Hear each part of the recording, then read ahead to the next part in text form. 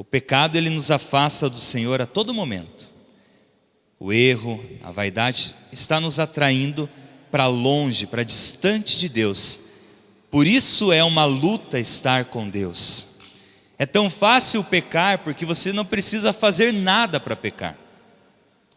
Você não precisa fazer nada para fazer errado. É só ficar quieto, só ficar parado. O pecado vem e te pega. Agora, para você ir a Deus, precisa atitude e ação. Ir a Deus é uma atitude proativa. Depende da minha ação. Se eu não quero Deus, eu não preciso me afastar dele. É simplesmente não fazer nada. Esse imã que nos leva a distante de Deus, ele faz o trabalho. Isso faz nos entender o porquê que é difícil permanecer, é difícil, é luta. Você tem que insistir, você tem que dobrar o teu joelho todo dia, você tem que vir ao culto, você tem que aprender a palavra de Deus, você tem que se prostrar diante do Senhor para aprender mais e mais. Hoje nós vamos falar sobre um rei chamado Zinri. Alguém já ouviu falar num rei chamado Zinri? Não é Inri que estava escrito na cruz lá, é Zinri. Nem Inri, é Zinri. Zinri, já vou passar. Minha sogrinha querida. Sogra é sogra, né? Está em 1 Reis, capítulo 16. Zinri. Esse Zinri foi o quinto rei de Israel. Quinto rei de Israel. E ele implanta a terceira dinastia dentro do reino de Israel. O que é uma dinastia? O que é uma dinastia, Sandro?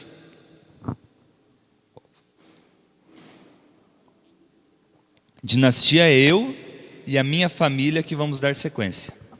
A primeira dinastia foi Jeroboão, e ela foi eliminada. Vocês lembram? Já nós estudamos na quinta aqui. A segunda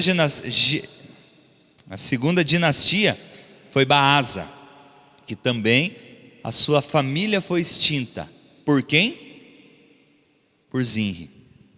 Então ele dá fim à segunda dinastia e implanta a terceira dinastia, que seria ele. Então 1 Reis capítulo 16, do versículo 8 até o 20. Acompanhe comigo.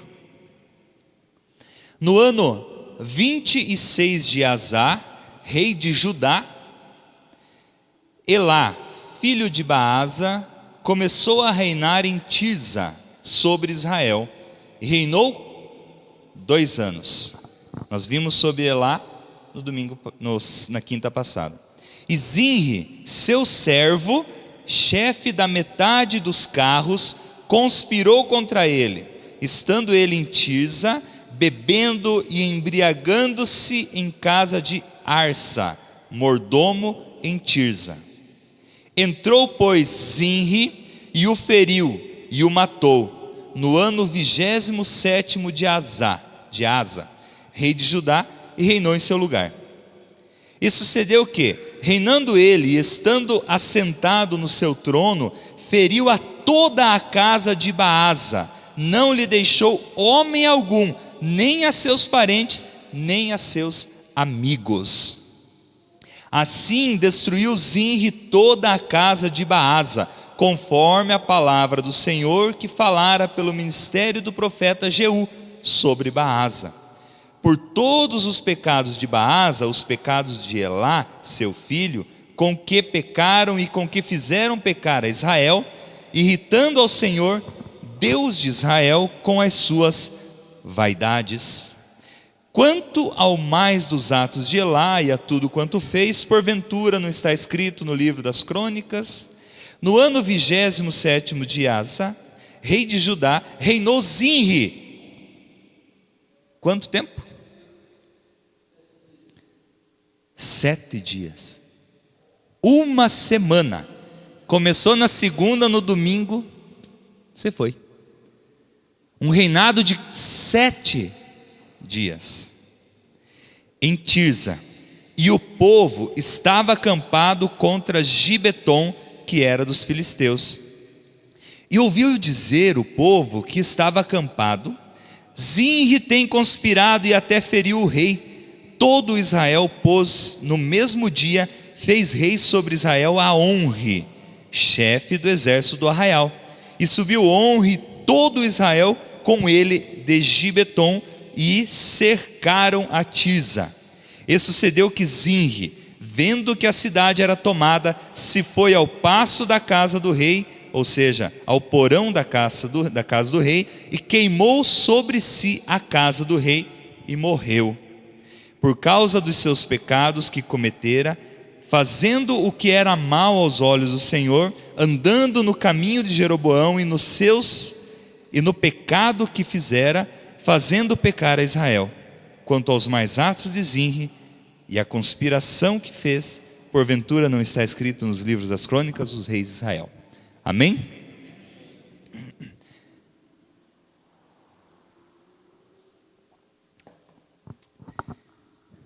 Esse é o reinado, o grande reinado do grande rei Zinri. 7 dias. E aí eu me perguntava, por que está aqui por 7 dias? Por que foi relatado a vida de um cara que fez tudo errado e está só 7 dias como rei de Israel? Mas nós podemos aprender muito com as atitudes e com esse tempo que ele esteve à frente do povo de Israel. O primeiro ponto que eu quero frisar, e hoje nós vamos aprender algumas coisas sobre atitudes que são encontradas, como eu falei, em nós. Nós vamos elencar 6 atitudes. A primeira, oportunismo. A segunda, o foco está no poder. A terceira, precipitação. A quarta, relapso com as coisas de Deus. A quinta, traição. E a sexta, covardia. Vamos primeiro nos situar. Então, Elá assume o trono. Pode baixar um pouco o meu. Eu acho que eu estou falando forte demais. Hoje eu estou... Retorno também um pouquinho. Aí, eu consigo falar mais perto. Elá assume após a morte de Baasa, e ele reina por 2 anos, e fez o que era mal aos olhos do Senhor. Mas uma coisa que me chama a atenção é o seguinte: Elá estava no lugar onde um rei não deveria estar.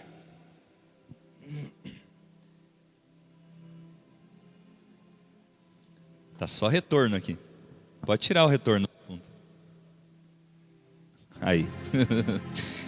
Agora pode jogar lá. Viu? Elá estava no lugar errado. Elá estava no lugar errado. Aonde seria o lugar de um rei? Quando o povo está em guerra, aonde é o local de um rei? À frente da batalha. Onde estava Elá? Em Tirza. Tirza é a capital. Tirza é a capital do reino. Porém, todo o povo estava congregado e em guerra aonde? Em Gibeton. Todo o povo estava em Gibeton. Os chefes dos exércitos e todo o povo em guerra em Gibeton. E bem distante dali estava o rei Jeú, fazendo o quê? Refestelando, só de boa, comendo, bebendo e fazendo tudo que podia na casa do mordomo. Aonde está essa informação? No versículo 9. Zinri, seu servo, chefe da metade dos carros, conspirou contra ele, estando ele quem? Elá, em Tirza, bebendo e embriagando-se em casa de Arsa, mordomo em Tirza. Então, primeiro ponto, o rei não estava onde deveria estar. Conspiraram contra ele, pois, vamos pensar o seguinte: está o povo todos guerreando lá, e o rei a sua família, os seus descendentes e todos os seus amigos de boa na capital, curtindo. O povo em guerra e o rei curtindo.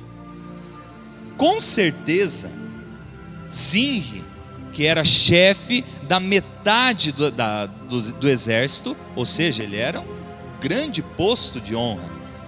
Ele começou a imaginar isso e falou: peraí, isso aí está errado, esse negócio está errado. O rei devia estar aqui conosco. O cara é muito... Primeiro, tem uma linha que fala de Elá, de Jeú, de Elá. Tem uma linha que fala desse bendito rei, só. Pois não fez nada agradável e apenas fez o que era mal aos olhos do Senhor. E aí ele pensou o seguinte: bom, o rei está lá de boa.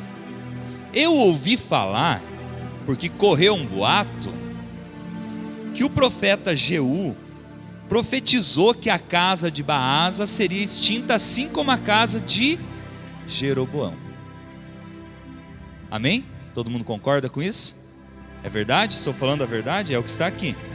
Um pouquinho antes diz assim: veio a voz do Senhor pelo ministério do profeta Jeú, no versículo 7, filho de Hanani, contra Baasa e contra a sua casa, e isso por todo o mal que fizeram aos olhos do Senhor. E um pouquinho mais acima vai dizer a mesma profecia que foi feita contra Jeroboão. Qual foi? Qual foi a profecia para a casa de Jeroboão, para a descendência de Jeroboão? Os que morrerem na cidade, os cães vão lamber, e os que morrerem no campo, as aves de rapina vão comer. Não terão a honra e o direito de serem enterrados. E para isso era muito importante naquela época, as honras do enterro. Então, da mesma forma como aconteceu com a descendência de Jeroboão, assim também a descendência de Baasa seria extinta. Correu esse boato, todo Israel, nesses 2 anos. O rei está lá, mas logo, logo, Deus vai tirar o trono de Jeú. Desculpa, de Elá. Jeú era o profeta. Deus vai tirar o trono de Elá. Então Zinri pensou: o cara está de boa, eu sou um dos chefes, eu vou pegar e vou dar um passo e vou adiantar o negócio. Aí vem o primeiro ensinamento. Zinri, um oportunista, havendo ouvido do profeta, optou por cumprir sem a ordem de Deus aquilo que Deus tinha levado a palavra pela voz do profeta. O que ele fez? Ele viu uma oportunidade. Ele viu uma oportunidade e falou: é aqui, eu vou por aqui. Mas chegou o meu momento. Porque vamos pensar o seguinte: o cara era rei, estava aprontando. Eu, Zinri, sou chefe do exército e estou aqui guerreando com o povo. Eu vou lá, mato o cara, o povo me aclama rei e eu estou por cima. Com certeza o povo estava indignado com o rei lá e eles ali guerreando. Vocês concordam ou não? Então ele falou: é a minha oportunidade, chegou a minha vez. Glória! Agora chegou o momento. O Senhor prometeu, e não sei para quem que é, mas se não tem dono é eu mesmo. O Senhor prometeu que a família de Baasa, a profecia era, vai se extinguir, haverá uma nova dinastia, uma nova família assumirá. Então eu vou tomar conta. Só que passou por cima da autoridade de Deus. Eu fui ao dicionário para ver o que significa oportunista. E oportunista significa aproveitar as oportunidades, porém sem preocupar-se com a ética. Oportunista é aquela pessoa que não importa qual a situação que se apareceu aquela oportunidade, eu vou pegar. Ele não analisa o critério e a ética. E vamos falar a verdade, irmãos. Hoje, no meio cristão também, a gente vê muitas pessoas oportunistas. onde vê uma oportunidade, não vai pesar e não vai consultar a Deus, e sim, é oportunidade, glória a Deus, é do Senhor e eu vou fazer. Não importa se é ético ou se não é. Não importa se isso vai prejudicar outras pessoas ou não. E teve um exemplo no estudo bíblico de terça-feira. Uma das irmãs, nós comentando sobre como que o pecado entra, como que o pecado nos domina, e ele vem sorrateiramente. E ela compartilhou conosco que um amigo dela, ele trabalhava com programação dentro de um banco. E ele desenvolvia os sistemas do banco. E ele achou uma forma de burlar o sistema, onde ele tirava centavos da conta de cada cliente. Centavos. 5 centavos. Meu irmão, vai fazer falta se sumir 5 centavos da tua conta bancária? Aposto que você paga imposto para o banco e nem sabe quanto está pagando. Aquelas taxas eles dizem que é 24, quando vê é 24,05 centavos, e você vai falar o quê? Você vai sair do teu trabalho, você vai lá brigar por causa de 5 centavos? Dificilmente. Só os caras foram muito Caxias, né? Mas dificilmente você vai atrás por causa de 5 centavos. Na cabeça dele, 5 centavos, ou centavos, não importa se era 5, se era 1, não vai fazer falta. Então eu não estou prejudicando você. Só que isso virou um bolo. E no começo era só na agência. Depois se tornou em todas as agências do estado. E de repente ele conseguiu colocar esse sistema funcionar em todas as agências do Brasil. E simplesmente o cara ficou milionário. Milionário. Ele viu uma oportunidade, não viu? Ele se transformou num oportunista. Quando que a oportunidade vira você ter uma atitude de oportunista? Quando que eu tenho uma oportunidade e eu viro um oportunista? Quando eu não olho para a ética. A oportunidade estava ali, mas ele se preocupou com ele. Ele não preocupou se era ético ou não. E eu confesso, realmente não prejudicou você, se acaso ele levou esses centavos de mim? Eu não vi. Não me prejudicou, mas e ética? E aí Deus cobra a ética. Não demorou muito tempo, como sempre acontece, o cara começa a comprar carro importado, fazenda, mansão, iate e cai. Como é que um coitado sai do zero, fica milionário e não tem como comprovar de onde vem dinheiro? Aquilo com falta de ética sai ao limpo e todo mundo vai ver. E o cara foi preso, e mesmo sendo preso, e ela compartilhava conosco, o irmão Sandro estava, né? Ela compartilhava conosco dizendo assim que ele foi preso e ele jurava, ele falava: gente, eu não prejudiquei ninguém, vocês estão me prendendo injustamente. Eu não fiz nada errado, eu não errei. E ele foi preso, julgado e condenado, e confessando que não tinha errado. A ética faltou e ele ficou cego. Então o primeiro aprendizado que nós temos com essa atitude oportunista de Zinri, de falar: aqui tem uma oportunidade, eu vou passar por cima de todos e vou tomar conta dessa oportunidade, é que nós devemos esperar que o Senhor cumprirá a sua palavra e não querer cumprir no lugar do Senhor. Esse é o primeiro ensinamento de hoje. Não seja um oportunista na sua vida. Ele vai confirmar pela sua palavra e você vai saber a hora de agir e a hora de não agir, de aguardar. Esse é o primeiro ensinamento dessa noite da vida de Inri. Segundo,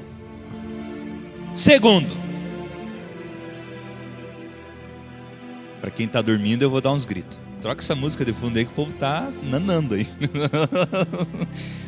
Estou tentando dar uns gritos aqui. Foco no poder. Segunda atitude errada de Zinri: foco no poder. Zinri, o que ele fez? Quando ele viu a oportunidade, qual foi a atitude dele? Ele saiu da onde estava o povo. Ele fez igual o rei, ele abandonou o povo em guerra e saiu para ir tomar o poder. O foco dele não estava no povo, o foco dele estava no poder. Alguns podem até ter olhado assim, peraí, ele fez certo, ele foi lá cumprir, ele viu a oportunidade e foi lá. Porém, ele não assumiu aquilo pensando no povo. Ele viu uma oportunidade de tomar o poder antes que outro faça. O foco dele estava no poder. E aí eu vou dizer uma coisa para vocês: abandonando o povo na batalha de Gibeton e vai tomar o poder.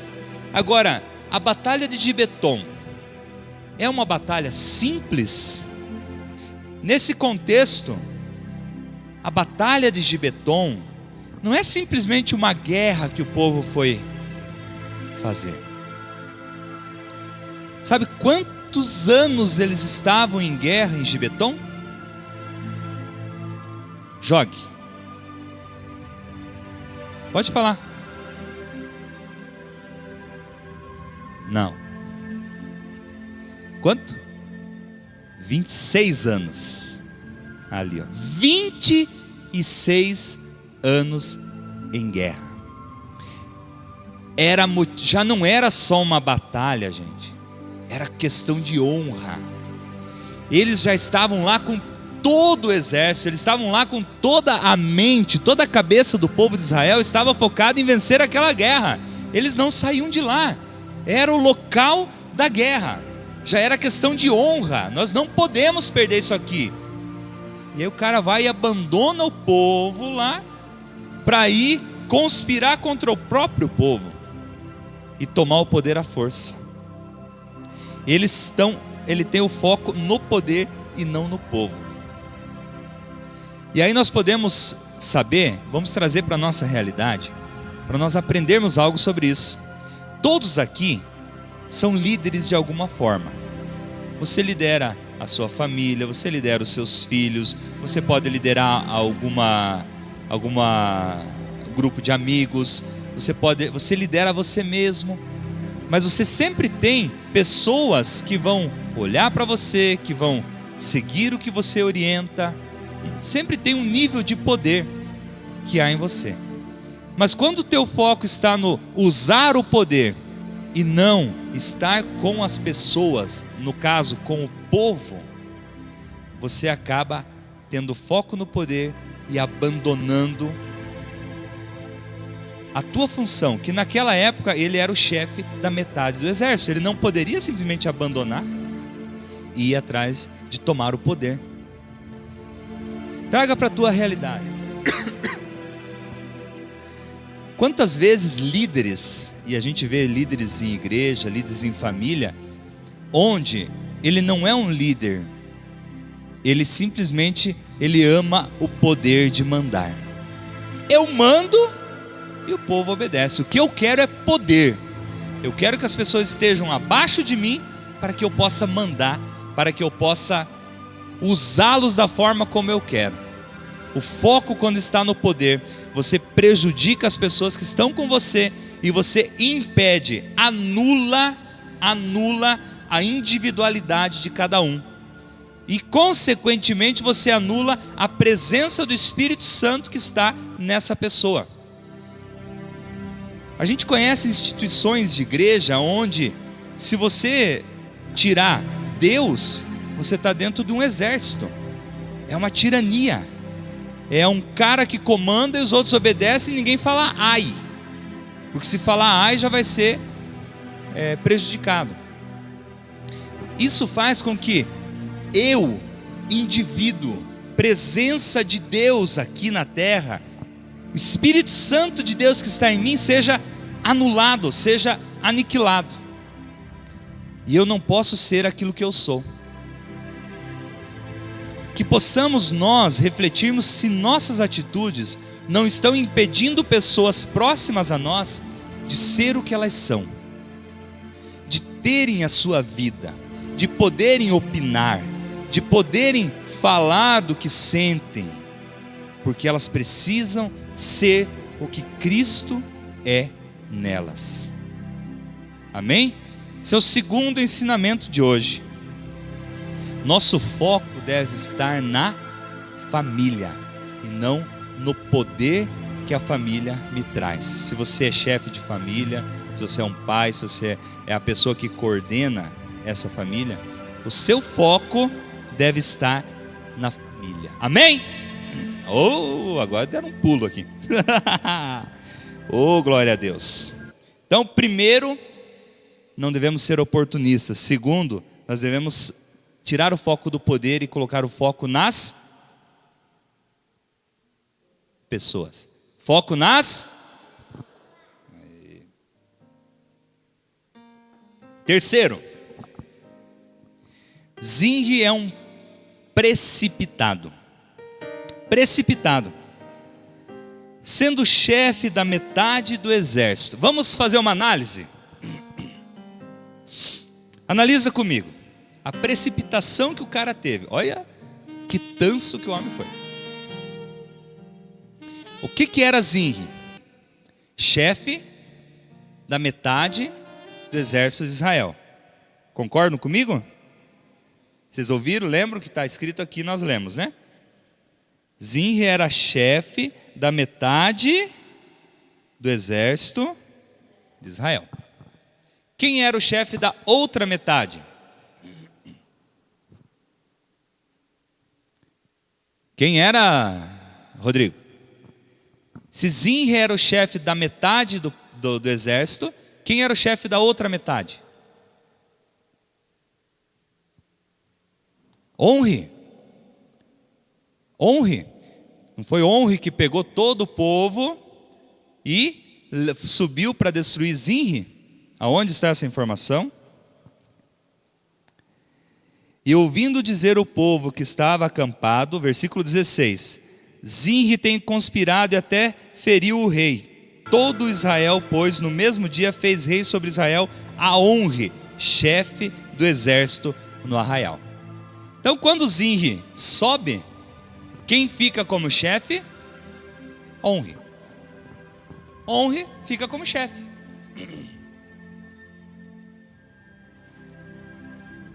Vamos pensar o seguinte: Deus prometeu que essa descendência seria extinta. Amém? Elá, os filhos de Elá não assumiriam. Isso é uma promessa de Deus. Amém?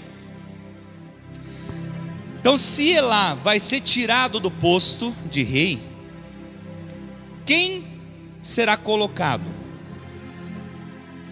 É certo que um dos dois iria, porque são os chefes do exército.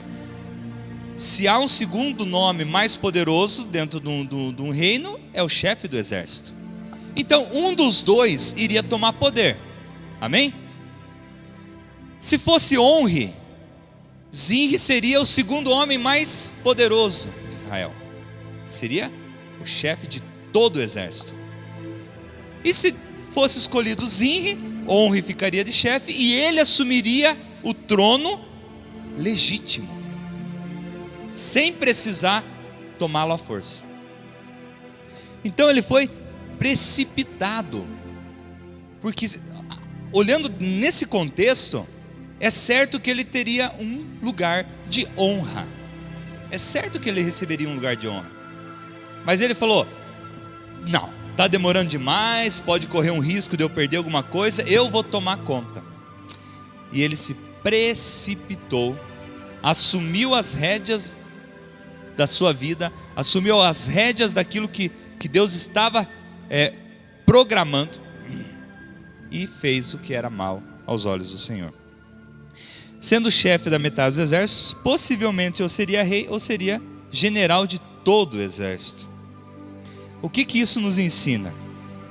Nós devemos aguardar com fé. A hora vai chegar. A sua hora vai chegar. Aguarde com fé, não seja precipitado. Não seja precipitado. Deus mostrou para você: olha o que eu tenho para você, e começa a disponibilizar aquilo que tem para você, e aí você fala: nossa, que bom, Senhor, obrigado, agora eu assumo as rédeas e eu vou tomar conta da minha vida. E Deus tem um plano maravilhoso, tem a libertação para você, tem a tua cura, tem a tua prosperidade financeira, Deus tem a tua restituição do casamento, Deus tem a restituição da tua convivência com o Senhor. E a gente toma um pouquinho e fala: agora não preciso mais. E Deus é abundante em dar. Possamos, irmãos, esperar em fé, com paciência, e não sermos precipitados, porque o que o Senhor te prometeu, Ele vai cumprir. Amém? Quarto ensinamento na vida de Zinri.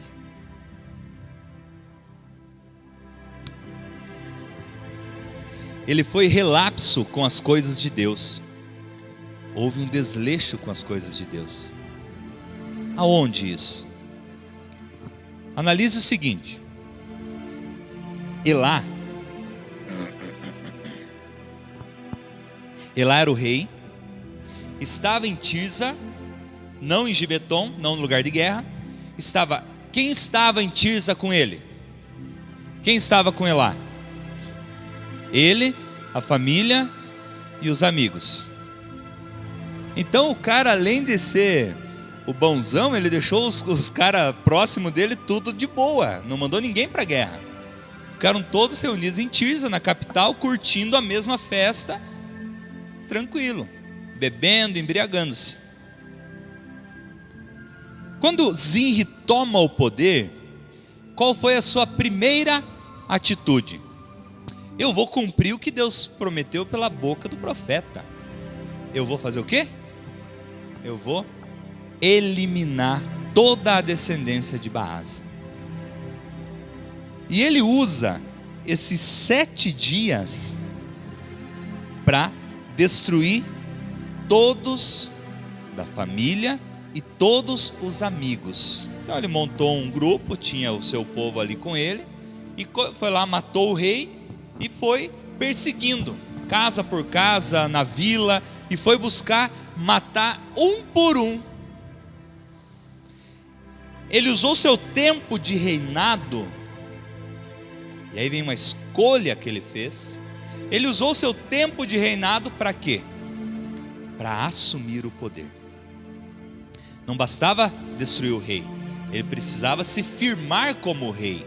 Então ele não podia ter nenhum descendente de Baasa, porque se houvesse um, o povo falava: não, é o descendente de Baasa que vai assumir. Então ele foi lá e eliminou todos. E aonde que ele foi relapso? Onde houve o desleixo com as coisas de Deus? Aonde foi?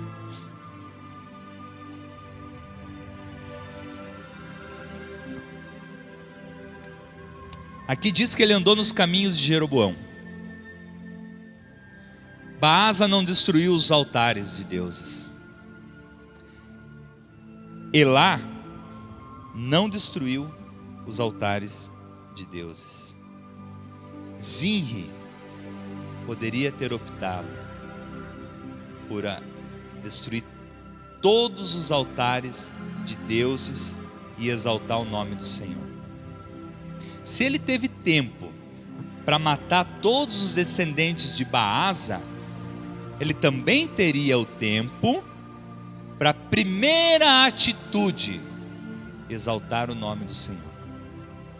Primeira coisa, tomou o poder, então vamos, pessoal, vamos lá, entra em tudo que é templo aí, vamos destruir todas essas estátuas, esses astotes, tudo que tiver de deuses errados aqui, cai fora. Ele não pode dizer que não era um seguidor do Senhor, porque ele conhecia a história, ele era do povo, ele sabia que aquilo era errado, mas ele preferiu, em detrimento do seu poder, ele preferiu fazer outra coisa, e esqueceu de exaltar o nome do Senhor e de destruir todos os altares. Vamos pensar o seguinte: que tal que ele, primeira coisa, destrói mata o rei, destrói todos os altares, e aí depois, vamos conjecturar. Deus resolve dar a ele o reinado. E aí possibilita que depois dele ter exaltado o nome de Deus, ele destruísse todos os filhos da casa de Baasa e assumiria o reino. Mas uma decisão dele errada, onde ele prevaleceu as coisas do mundo, prevaleceu o seu poder e foi relapso com as coisas de Deus. Mais uma vez, um aprendizado. O que nós podemos tirar de aprendizado disso? Dê prioridade ao teu relacionamento com Deus. Antes de qualquer coisa que você ache importante, Deus é mais. Ele achou que o mais importante era eliminar a casa de Baasa, mas exaltar o nome do Senhor era mais importante. Reconhecer que o Senhor é o nosso único e suficiente Senhor e Salvador é o mais importante na minha e na sua vida. Traga isso para a tua vida, meu irmão. Eu trago para a minha. Deus em primeiro lugar. Eu sempre gosto de citar. Um dia o nosso pastor presidente, pastor Estevão, esteve aqui, e numa ministração dele, ele passou o seguinte: que não existe vida secular para um cristão. Não existe vida secular. Existe o nosso trabalho, uma extensão do altar do Senhor. O nosso trabalho, a nossa vida, ela é uma extensão do altar do Senhor. Por quê? Porque lá também nós podemos levar a palavra de Deus. Porque lá também nós podemos ser luz em meio às trevas. Então, a nossa vida particular não é uma vida secular, separada. Eu sou o Rodrigo aqui. Oh, glória a Deus, aleluia. E lá fora eu sou o Rodrigo. Não. Lá fora eu tenho que ser a extensão do altar do Senhor.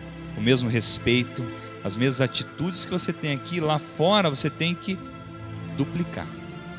Na sua vida particular, na escola se você estuda, na faculdade, no seu trabalho, na sua família, com os seus amigos, no jogo de futebol, driblando o povo lá, passou no meio das canetas, o cara ficou bravo, cara, desculpa aí, só glória a Deus, aleluia, e vamos embora. Eu tive muito problema disso por causa da minha habilidade no futebol. O Rodrigo lá me desmentindo. De tanta habilidade eu caía sozinho, eu ficava bravo com o povo, achava que eles tinham me batido, mas não, eu tinha tropeçado nos pés mesmo. Então, meus irmãos, mais um aprendizado: a prioridade ao relacionamento com Deus. Amém? Qual que é o primeiro aprendizado? Espere que Deus vai cumprir a sua palavra. O segundo, tenha o foco na sua família. Primeiro, Deus vai cumprir a sua palavra. Segundo, tenha foco na sua família, não no poder que é dado a você. Terceiro, aguarde com fé, a tua hora vai chegar. Amém? Quarto, dê prioridade aos relacionamentos com Deus, ao teu relacionamento com o Senhor. Isso é prioridade na nossa vida. Quinto, só falta mais 2, porque depois vem o sexto. E 6 menos 1 dá 5. Então, quinto, Zinri traidor. Quinto, Zinri traidor. Tamanha a sua traição, porque ele traiu o seu rei. Ele abandonou, ele era um homem de confiança, porque se ele era chefe, ele era um cara de confiança do rei. Não é verdade? Você vai colocar um chefe da tua equipe lá, um cara que você não confia, você vai pegar um cara que confia. E o cara vai lá e te estribucha. Então, ele traiu, traição. E o nome dele virou sinônimo de traição. Sinônimo de traição. Tanto que ele é citado mais para frente num exemplo de traição. Onde está isso? 2 Reis. Vamos acompanhar lá comigo? 2 Reis, capítulo 9.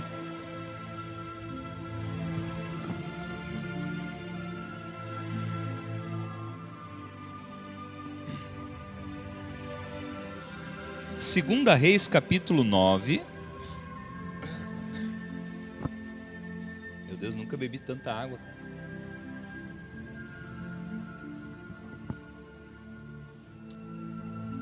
Ô, irmão Poliano, obrigado. Acho que o clima está seco. 2 Reis, capítulo 9, versículo 31. Verso 31.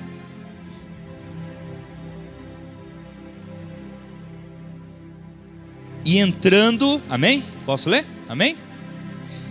E entrando Jeú pelas portas, disse ela: teve paz Zinri, que matou a seu senhor? Deixa eu colocar vocês no contexto. Jeú estava tomando o poder de quem? O que é, Lê? Jeú. É lá na frente, é outros reis, lá para frente. Nós estamos lá em 2 Reis. E entrando Jeú pelas portas, disse ela. Quem é ela? Quem é ela? Jezabel. Jeú estava conspirando para tomar o poder. E aí Jezabel usa Zinri como exemplo, falando o seguinte: teve paz Zinri, que matou a seu senhor? Aquela pergunta dizendo assim: você está me traindo, você acha que vai ter paz? Você não viu o que aconteceu com Zinri? Ele mesmo se suicidou. Não apenas o mataram, mas ele não teve paz. Ele mesmo, ele suicidou-se a si mesmo, em si próprio.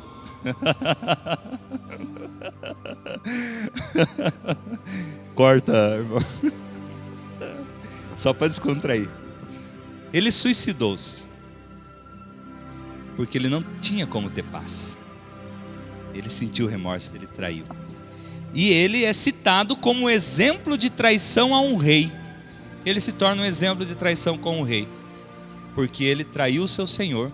E Jezabel, tempos depois, vai e cita ele como exemplo de quem traiu ao seu rei. Amém?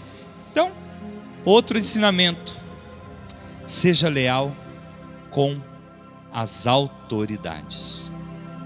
O Senhor nos fala pela sua palavra que toda a autoridade foi instituída por Deus. Toda a autoridade foi instituída por Ele. Quer você goste, quer você não goste, é uma autoridade. Seja política, seja dentro da igreja, seja na sua família, seja aonde for, a autoridade exercida, ela foi instituída por Deus. E nós devemos ser leais. Mesmo que a autoridade não seja leal comigo. Nesse caso, o rei era leal com o seu povo, o rei lá? Não, ele abandonou, largou. Mas Zinri não poderia ser desleal, porque era uma autoridade, e se era autoridade, era instituída por Deus. Um aprendizado aí para nós, meus irmãos. Toda a autoridade vem do Senhor. Não ache que mas eu não vou pagar esse imposto porque isso é desleal. Seja leal. Seja leal. Não faça as coisas pela metade, não faça as coisas com vírgulas. Não deixe rabo para trás, que depois vem alguém e pisa. Amém? Então, o quinto ensinamento: ser leal com toda a autoridade. Quem diria, né? Um Zinri da vida. Tanto ensinamento para a nossa vida, né? Mas você vê que é tudo ao contrário, né? Os caras são os bons, né? Porque tudo que eles fazem, só faça ao contrário. Faça ao contrário. Não todos. Sexto: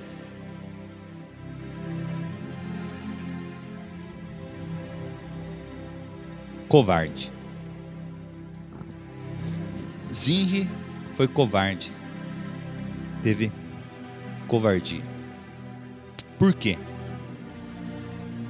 Se ele era chefe do exército, ele era um cara de palavra forte. Ele não era um coitadinho. Para você poder coordenar um exército de brutamontes, caras treinados, com cara sisuda, bíceps, tríceps todos bem definidos, e cara, gente braba, né? Porque o cara tá lá para guerrear, o cara tem que mostrar. Para você coordenar esse povo, você não pode ser um boca mole, um boca murcha, como diz o pastor. Você tem que ser um cara de voz imposta. Você tem que dominar, você tem que fazer o negócio acontecer. E ele provavelmente era assim, um cara de decisão. Eu disse, vai ter que ser feito, vamos para cá. Gente, levanta a bandeira aí agora, é a hora de chegar. Vamos lá, vamos, levanta. Ele não era um coitado de gente. O que vocês acham? O povo está vindo aí, eu não sei. O que você pensa? Não, ele tomava a decisão. Era um cara de postura. Só que apesar de ser um cara de postura, a hora que o povo se levantou contra ele e subiu para reaver aquilo que ele tinha roubado, porque para o povo Zinri tinha roubado, porque ele abandonou o povo, não quis saber da opinião do povo, ficou sozinho e tomou o poder. Tomou o poder sem querer saber do povo e nem a opinião do povo. Naquele momento ele se viu sozinho e o povo subiu contra ele. E nesse momento o cara bacanão, o chefe de guerra, quando o navio vai afundar, qual que é o lema? O capitão afunda junto. O capitão é o último a sair. O cara não pode ser covarde. Ai, meu Deus do céu! E pula no barquinho lá e deixa o povo, mulheres, crianças, todo mundo lá. Não. Primeiro ele vai embarcar todo mundo e se sobrar espaço, é para ele. Isso é a postura de um chefe, de um capitão. Só que ele foi covarde, porque quando o povo subiu, em vez de ele ser honroso e falar, peraí, eu tomei a decisão pensando em vocês, ou seja, eu estou certo, eu fiz uma decisão correta e eu vou assumir, morro, mas morro de cabeça erguida. Pode vir. Não, o brutamonte se acovardou, colocou o rabinho entre as pernas, correu para o porão e vendo que não tinha para onde correr, falou assim, quer saber de uma coisa? Já está tudo quebrado mesmo, já está tudo ferrado, o povo quer minha morte, eu vou me matar, mas não vai ter rei que vai ficar nessa casa aqui não, vou destruir a casa aqui, porque o rei não vai morar nessa casa aqui. E foi lá e tacou fogo e aquilo caiu em cima dele. Então ele se acovardou no momento em que ele teria que mostrar a sua força de decisão. Na hora que chamou o cabresto para pular, aí o cara correu, e não há covardia maior do que tirar a sua própria vida. Não há covardia maior, porque você não tem como se defender de você mesmo.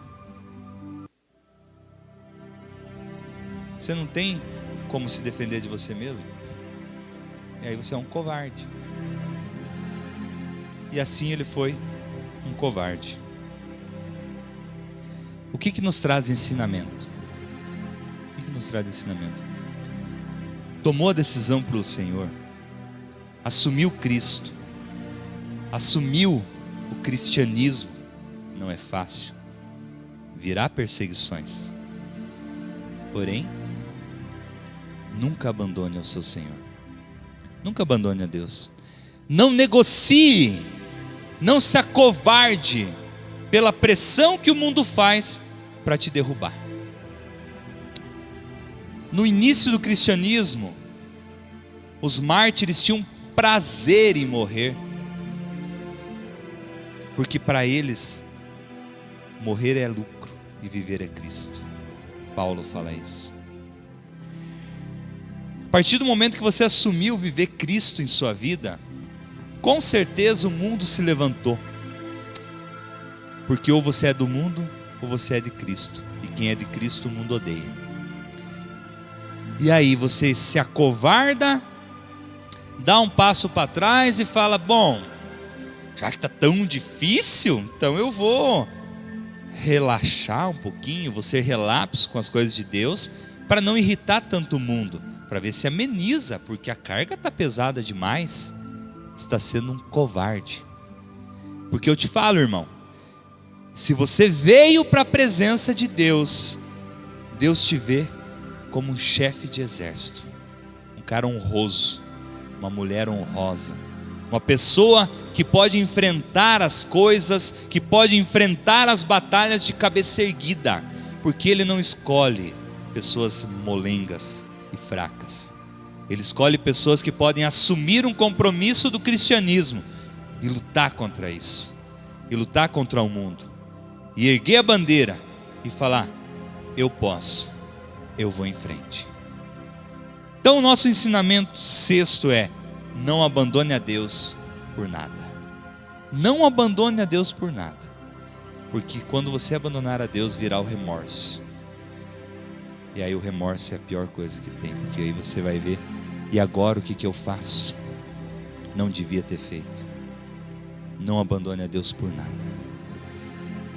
Aprendendo com os erros de Zinri. Nesses 7 dias de reinado, o cara fez tudo essas porcarias. O cara era bom em estragar a sua vida, né? Então nós aprendemos primeiro ensinamento: esperar que Deus vai cumprir as suas palavras. Esperar. Segundo, o nosso foco deve estar na nossa família, não no poder que nós exercemos. Terceiro, aguarda com fé, a tua hora vai chegar. Creia nisso. Quarto, dê prioridade ao relacionamento com Deus. Quinto, seja leal com as autoridades. E sexto, não abandona Deus por nada. Meu irmão, você é um líder, assim da sua família ou em algum lugar, até da sua própria vida. Seja um líder comprometido com as pessoas, não com o seu poder, com aquilo que foi lhe dado. Amém?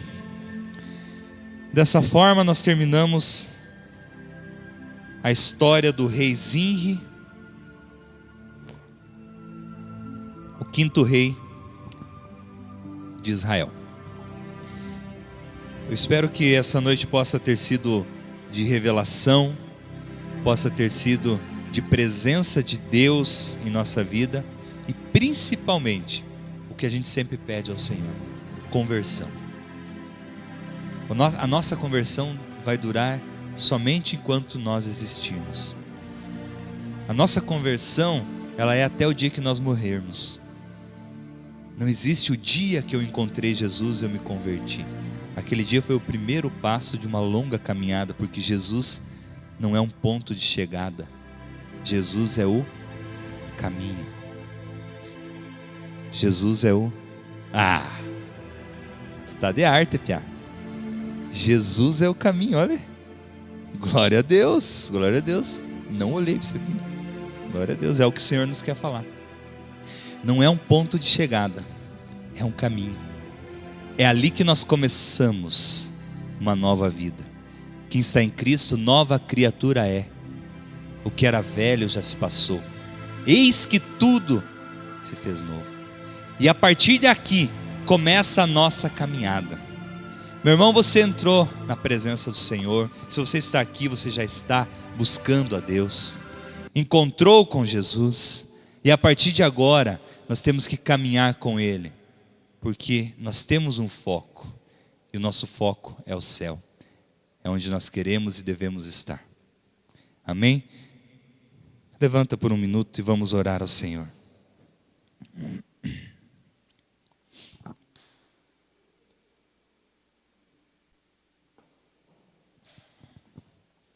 Meu Senhor e meu Deus, Pai soberano, Cristo Jesus, nós louvamos ao Teu nome e exaltamos a Ti, Senhor, pela nossa vida. Exaltamos a Ti, Senhor Deus, porque nesta noite o Senhor vem falar conosco. Não foi o homem pecador e miserável aqui neste altar, mas sim a Tua presença e o Teu Espírito Santo, falando aos nossos corações. Senhor meu Deus, eu te agradeço e bendigo o teu nome, porque creio firmemente que nesta noite o Senhor se fez presente aqui, neste lugar, em nossos corações, e nos trouxe um ensinamento onde nós podemos basear a nossa vida, orientar o nosso caminho, para andarmos segundo aquilo que o Senhor tem sonhado conosco. Senhor Deus, se há vidas aqui nesta casa, Pai, que estavam com dúvidas, se há vidas aqui nessa casa, Senhor, que não estavam sabendo por onde andar, se não estavam tendo discernimento da Tua palavra, que não estavam, Senhor Deus, entendendo algo dentro da sua vida, as atitudes e ações, por vezes achando que aquilo era certo e não sabia se era certo, se era errado, que o Senhor trouxe a luz nesta noite, e nós te glorificamos, Senhor Deus, porque é a tua luz que ilumina o caminho que o Senhor tem para nós. A partir daquele momento que nós o encontramos, Senhor, nova criatura nós somos, uma nova vida nós temos, e um novo compromisso com o Senhor nós armamos, e hoje, Senhor Deus, nós reassumimos este compromisso contigo. Nós queremos, Deus, a partir desta noite, a partir deste momento, clamando a presença do Teu Espírito Santo em nós, queremos implorar ao Senhor, nós queremos pedir, nós queremos nos humilhar na Tua presença, Senhor, e clamar a Ti. Traz à luz tudo que o Senhor quer que nós mudamos em nossa vida, Pai. Traz à luz tudo aquilo que nós precisamos converter o nosso coração para andar segundo os Teus caminhos, Senhor. Traz à luz aqueles erros que nós não conseguimos entendê-los como os erros. Que nesta noite, Senhor Deus, sejamos impactados, que nós sejamos despertados a nossa visão para este foco, para esta coisa, para esta atitude, para este objeto que está impedindo que nós possamos viver a plenitude da Tua graça em nós, Senhor. Que nós possamos vê-lo, reconhecê-los e eliminá-los da nossa vida. Que nós possamos exaltar o Senhor como o principal foco da nossa história, Senhor. Que o Senhor realmente seja o grande objetivo da nossa vida. Que não tenhamos, Senhor Deus, foco no poder daquilo que o Senhor nos dará, mas sim no resultado, nas pessoas que nós podemos levar. Senhor Deus, nós sabemos que dons e talentos são derramados nesta igreja, nas pessoas que estão aqui nesta noite. O Senhor tem grandes talentos e dons que já foi e será constantemente derramado. Que possamos assumir isso no momento certo, que possamos levantar a nossa cabeça e falar: eu tomo posse disso, eu vou colocar este dom que o Senhor me deu em prática para Te honrar, porque primeiro foco na minha vida é o Senhor, é o Teu reino, Pai. Nós clamamos, Senhor Jesus, para que o grande foco da nossa vida sejam as pessoas, seja resgatar almas e direcionar os caminhos. Ao resgatar é o primeiro passo, é o encontro com Cristo, mas que possamos também conduzi-los no caminho do Senhor, conduzi-los para chegar na morada eterna que o Senhor vem preparando para nós nos altos céus. Senhor Jesus, molda o nosso coração, molda o nosso coração para sermos o líder que o Senhor tem sonhado em nossa família. Que possamos sim colocar a nossa família andando nos caminhos do Senhor. Abençoa a nossa vida, abençoa as nossas atitudes, Pai. Abençoa as nossas famílias. Eu quero que você erga a sua mão em direção à sua casa agora, meu irmão. E você vai ser agora profeta do Senhor para a sua casa. Levanta a sua voz e declara tudo que você sonha para a sua família, tudo que você almeja na sua casa, tudo aquilo que você tem sonhado, tudo aquilo que você tem desejado para a tua casa. Você vai ser profeta de Deus para a sua casa nesta noite. Levanta a sua voz e declara para a sua casa tudo aquilo que você quer, tudo aquilo que você sonha, porque eu tenho certeza, meu irmão, não há profeta mais próximo que você da sua casa. E você pode sim profetizar bênçãos e o Senhor ouvirá, eu creio nisso. E o Senhor atenderá, se for da sua vontade, se for da vontade do Senhor. Mas se for coisas boas, se for coisas que realmente são importantes para você se aproximar do Senhor, tenha certeza, o Senhor te ouvirá. Oh Senhor Jesus, profetizo, Senhor Deus, para que toda a saúde seja derramada nas nossas casas, Senhor Deus. Toda a saúde seja restaurada em nossa casa, meu Deus amado, santo e bendito. Que a nossa casa seja um lugar de bênção. Que a nossa casa, Senhor Jesus, seja um lugar onde tem um altar para o Senhor. Que a nossa casa, somente o Senhor é Deus, somente o Senhor.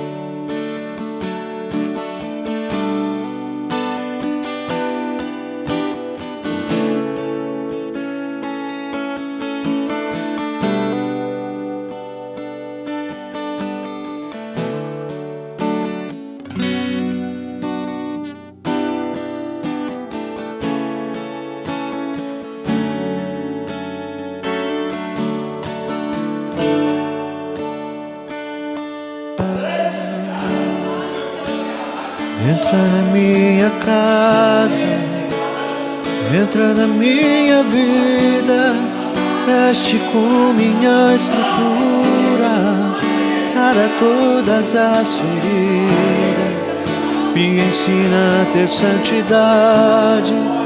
Quero amar somente a Ti, porque o Senhor é meu bem maior. Faz um milagre em mim. Entra na minha casa, entra na minha vida, mexe com minha estrutura, sara todas as feridas, me ensina a ter santidade. Quero amar somente a Ti, porque o Senhor é meu bem maior. Faz um milagre em mim, Santíssimo Deus. Oh Deus, bendito é teu nome, Senhor. Transforma, Senhor, as nossas vidas. Canta, meu irmão, e declara. Quero subir O mais alto que eu puder, só pra Te ver, olhar para Ti e chamar Sua atenção para mim. Eu preciso de Ti, Senhor. Eu preciso de Ti, ó Pai. Sou pequeno demais, me dá Sua paz. Largo tudo pra Te seguir. Entra, Senhor Deus, entra na minha casa, entra na minha vida, mexe com minha estrutura, sara todas as feridas, me ensina a ter santidade. Quero amar somente a Ti, porque o Senhor é meu bem maior. Faz um milagre em mim. Entra na minha casa, entra na minha casa, entra na minha vida, mexe com minha estrutura, sara todas as feridas, ensine a ter santidade. Quero amar somente a Ti, porque o Senhor é meu bem maior. Faz um milagre.